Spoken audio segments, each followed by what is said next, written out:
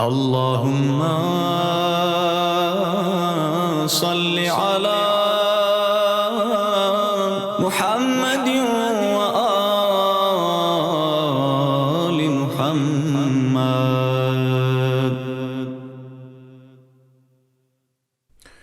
حسبنا الله ونعم الوكيل نعم المولى ونعم النصير.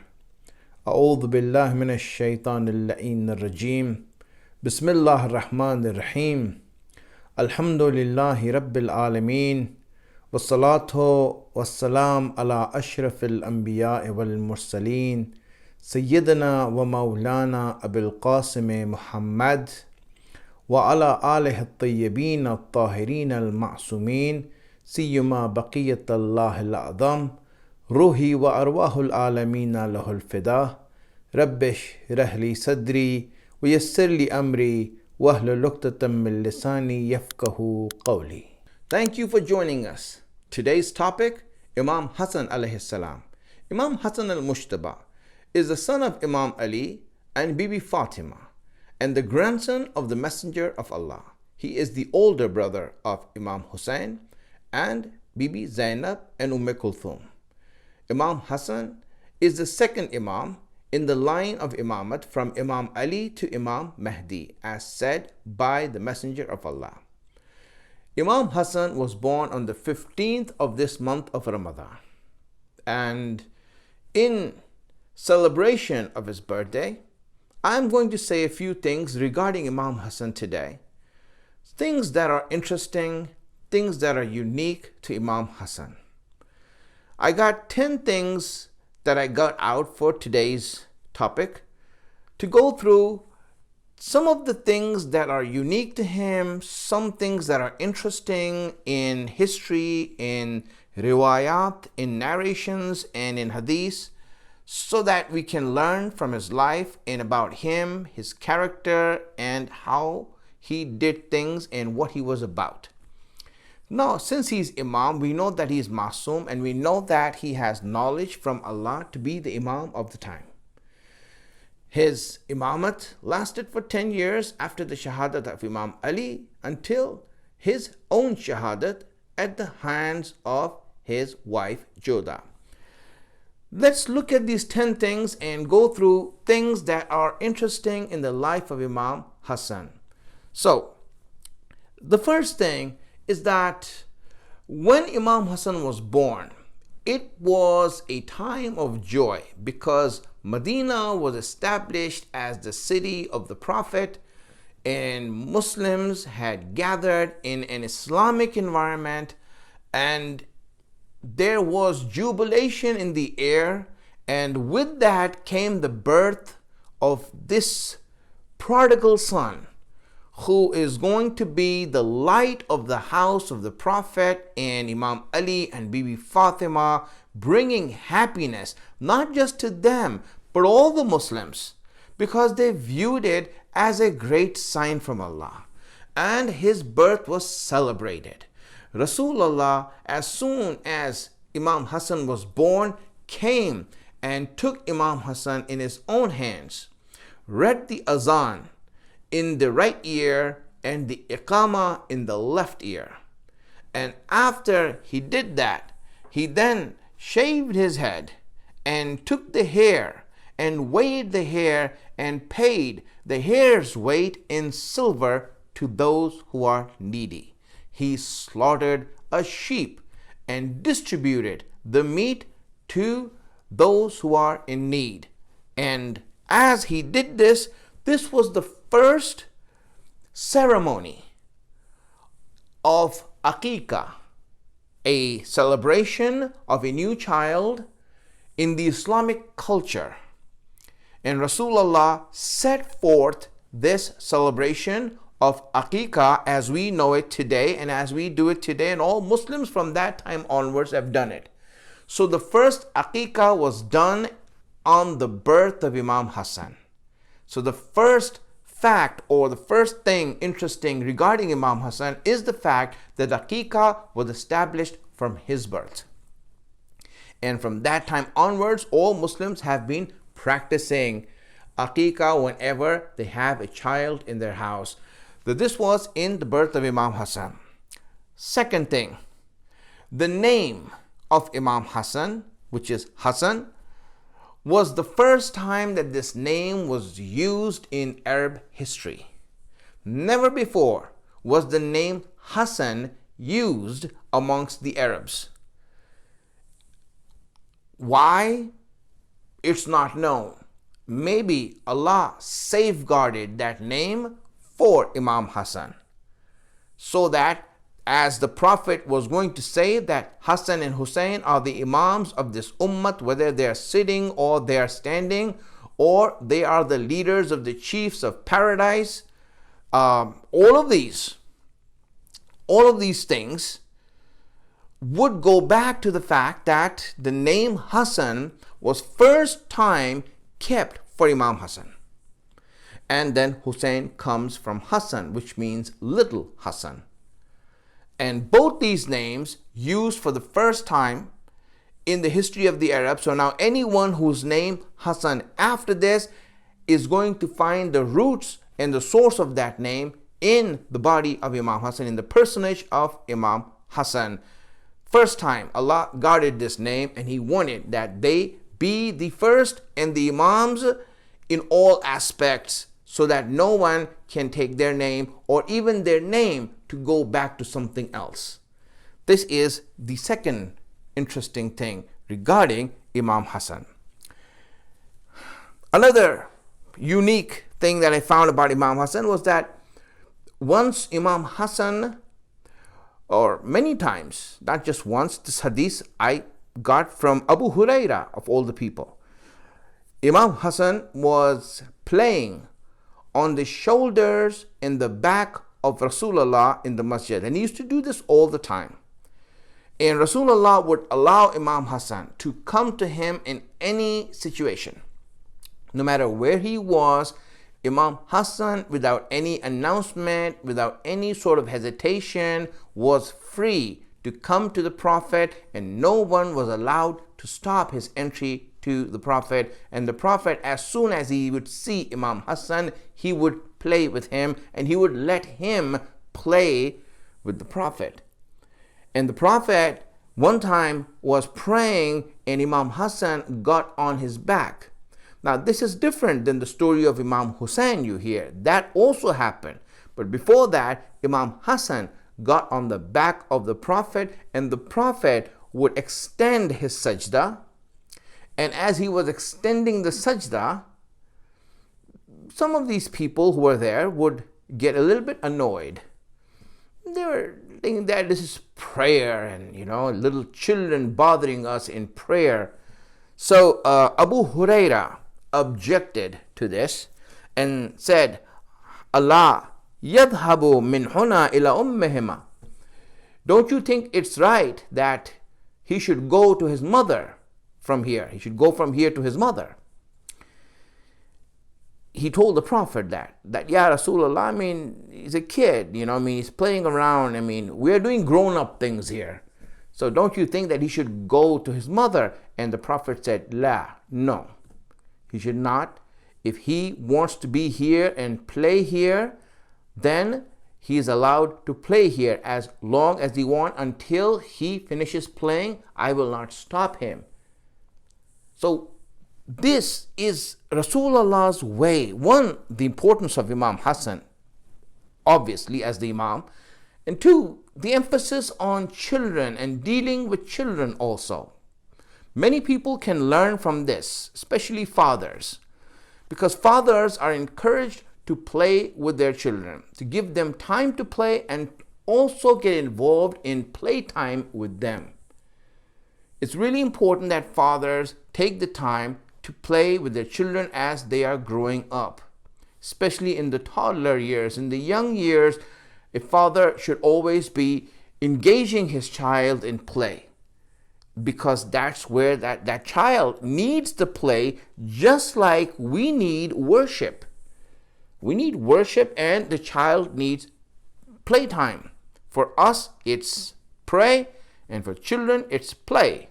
And that's how they grow up. They find satisfaction, they find the love of Allah through that. And this is so important and emphasized, you can look at it in the Quran.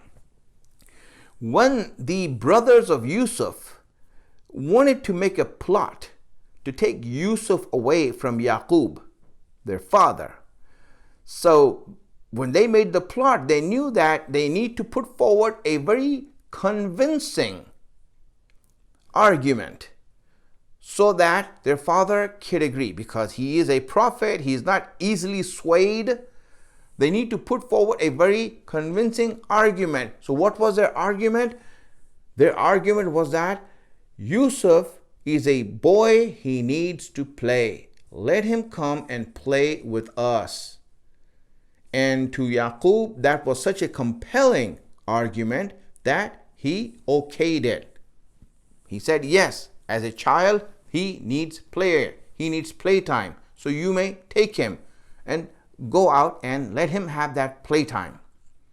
So this shows the emphasis of playtime for children, and fathers and parents should take the time, just like Rasulullah is showing us in his example with Imam Hasan here.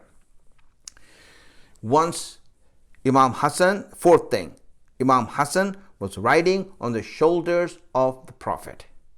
He got on his shoulders as a toddler and he was riding on the Prophet like a horse, like a rider would ride a horse. And as he was riding that, someone who saw this, a good person, looked at this and commented to the kid, to Imam Hasan, oh, what a great horse you have, meaning what a great ride. Markab means ride or horse. What a great ride you have. And when the Prophet heard that, he says, no, don't say that to him.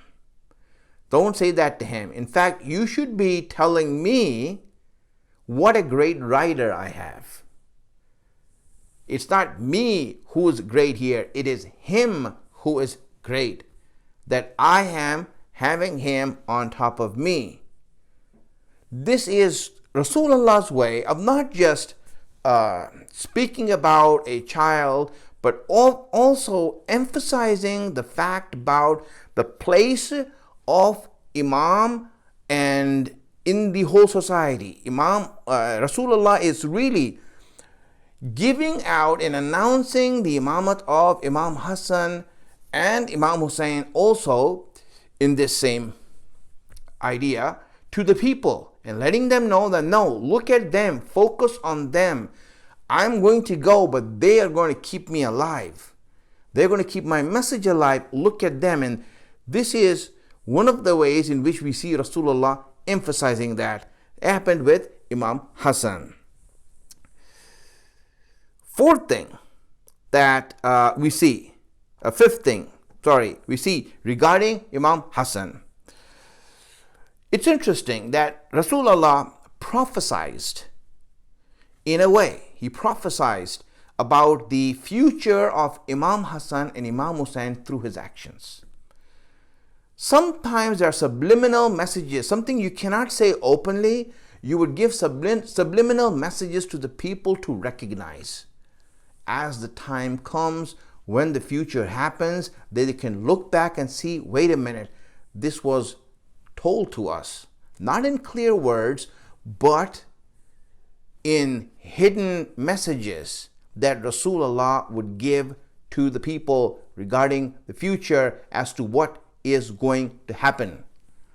And one of those things that Rasulullah did to prophesize the future of Imam Hasan and Imam Hussain was that every time he would see Imam Hasan, he would kiss Imam Hasan on his lips. He would kiss Imam Hasan on his lips. And every time he would see Imam Hussain, he would kiss Imam Hussain on his neck. On his neck. This riwayat, one of the narrators of this riwayat is Muawiyah. Muawiyah says this, that it was the habit of the Prophet that every time he would see Hasan, he would kiss him on the lips, and every time he would see Hussain, he would kiss him on the neck to show that there's a future of that eventual calamity that's going to befall them is going to happen in a certain way. Now, looking back at it, we see that Imam Hasan was poisoned, Imam Hussain was beheaded. So this was truly Rasulullah's way of giving that message to the people to note that this is what's going to happen to them and how things are going to turn out, so that they can be ready for that and they can react in the proper way. Many of these things have happened in Islam, and Imams have done that in so many ways to show the people about the future as to what would happen in the future. And this is one of those things that we need to note in the hadith and the riwayat, as to see what is the message that is being given out here. Other than the direct message, what is the subliminal message that cannot be said openly? Because usually what happens is that when you speak about the future that Ahlul Bayt had the knowledge of, if you speak about the future, people would not accept it. They would have a hard time accepting it. In fact, you will lose your credibility. And that's why you see that Imam Ali, people used to get upset at him for saying things out of ilmul ghaib, that people would look at it and say that he is saying untruths or he is saying false things, accusing him of that. That's why Imam Ali did not used to speak to people. He would go away from the people and he would open up and speak to wells, empty wells, or he would take special companions out so that he can give them the knowledge. And he would say that there's a knowledge that's hidden here, but I don't have anyone to say it to. Why? Because people would not accept it. They will not believe in it, so I can't give it to anyone. And that is the calamity, my friends. That is a disaster. When knowledge was available, but there was no one to take it. That was disaster. Sixth thing, interesting regarding Imam Hasan. I'm going to go through 10 things right now. I told you. Sixth thing. Once, this is riwayat, once Imam Hasan was sleeping and everyone else was sleeping. Imam Ali, Bibi Fatima, Imam Hasan, Imam Hussain were sleeping, and Rasulullah also. And he was in the next room. Rasulullah was in the next room. And at that time, Imam Hasan got up out of his sleep and all of a sudden asked for water. He just said water. And as soon as Rasulullah heard that, he rushed to get water for him. And he came inside, and as he came inside to give him water, Imam Hussain got up at the same time. He also got up, and he saw that his grandfather had brought water. And now, because Imam Hasan asked for the water, first Rasulullah gave him the water first to drink. Bibi Fatima saw this and asked Rasulullah, "Do you prefer Hasan over Hussain?" And Rasulullah said, "No, both are the same to me." But it was his turn. It was his turn, so he gets the water first. You see, my friends, it's so important. Rasulullah is giving these messages to us. The importance of the rights of people, everyone's right. Rasulullah knows, Bibi Fatima knows, everyone knows the meaning of water for Imam Hussain. They all know that. But the importance of the rights of people and everyone's rights being maintained is such a strong principle that it's a principle to live by. If this is someone's turn, then that turn should be respected. That turn should be respected, and hence Imam Hussain is younger than Imam Hasan, but he asked for the water first, so he gets the water, and then Imam Hussain gets the water. This is character. This is a character of principles, which Rasulullah is giving that message to us, and it's interesting to see how Imam Hasan is involved in this hadith. Seventh thing interesting about Imam Hasan and Imam Hussain, for that matter, also It's very interesting. All the Imams, my friends, we know that all the Imams are Masoom. All the Imams have the same qualities. All the Imams have the same knowledge. All the Imams have the same virtues. No one is, for example, more braver than the other, someone who's more knowledgeable than the other. They are the same splitting image of the same mold. No one is different than the other. The only thing that differs amongst the Imams is the circumstances that they are in and the destiny and fate that happens to them. Whatever happens outside of them is different, and that's why you see their reactions are different. Imam Hasan, Imam Hussain, very strange in this regard. Imam Hasan, Imam Hussain, in their imamat, they are the same. Imam Hasan had imamat for 10 years. Imam Hussain had imamat for 10 years.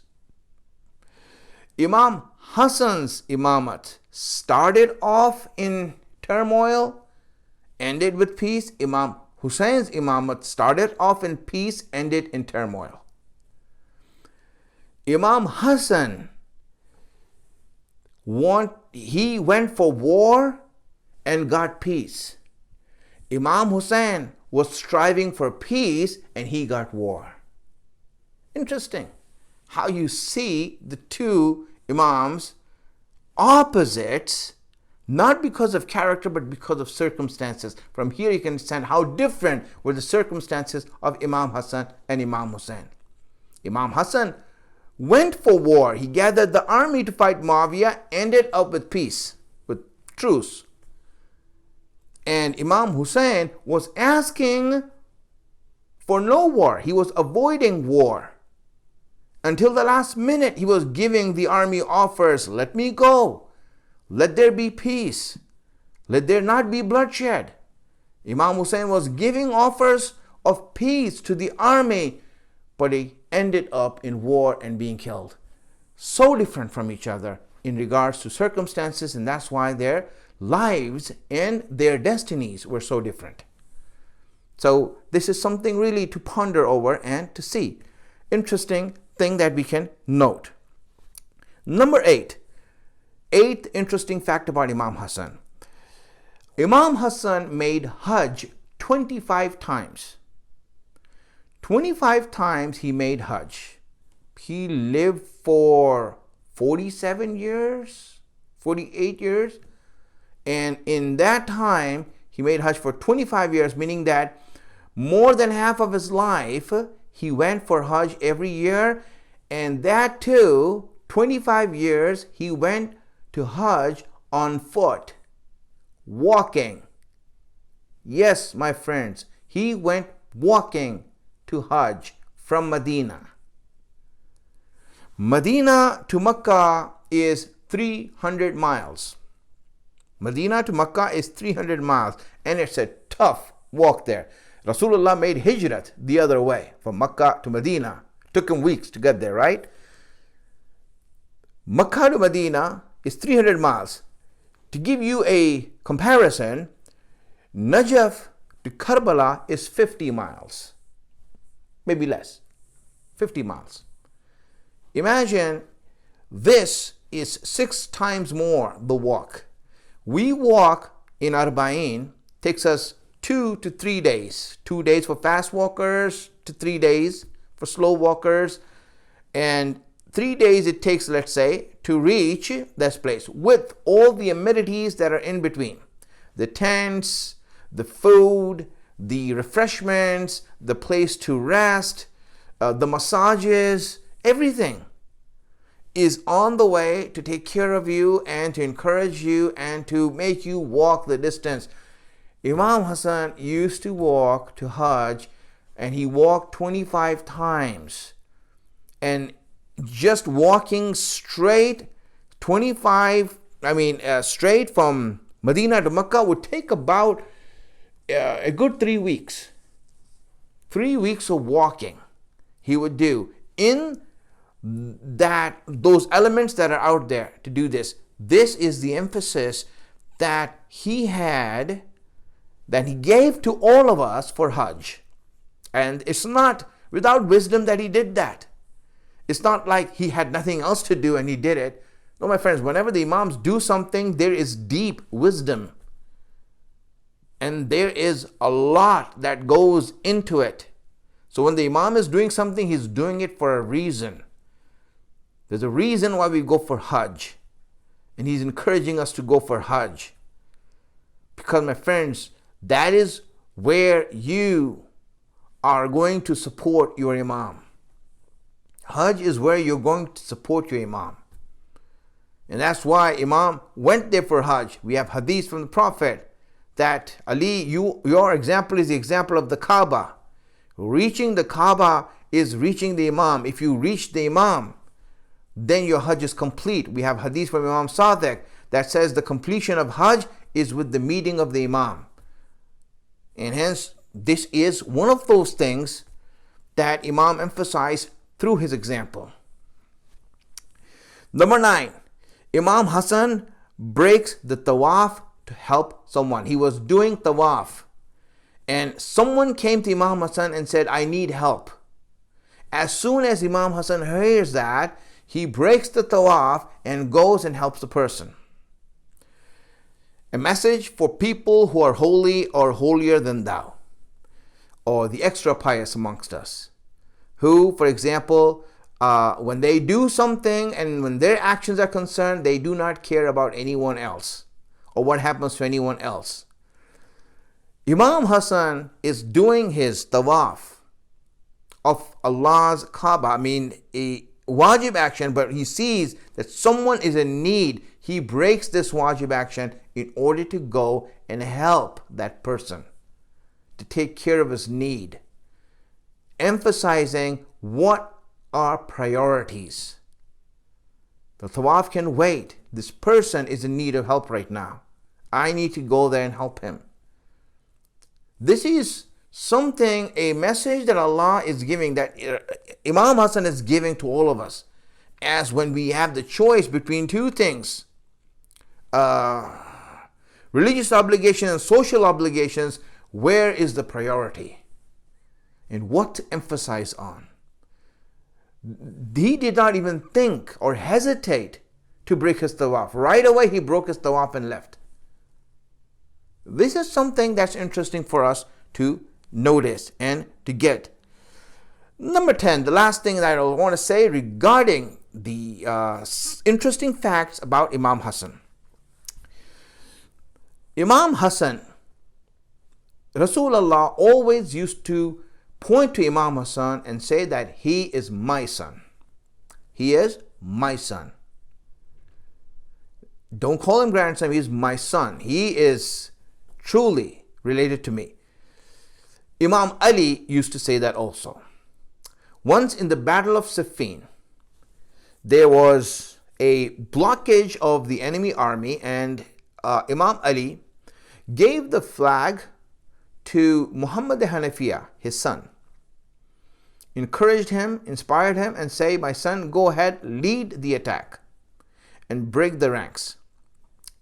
Muhammad Hanafiya, with all chivalry and courage and bravery that he had, went and attacked with full force and rage. He went there and attacked the army lines, got somewhere, but he could not break the ranks. He was repelled back. His charge was repelled back. Could not break the ranks. He tried again, could not do it. And he came back, felt bad that he let his father down, dejected. Imam Ali took that flag from him and he gave it to Imam Hasan. He said, Hasan, go and break the ranks.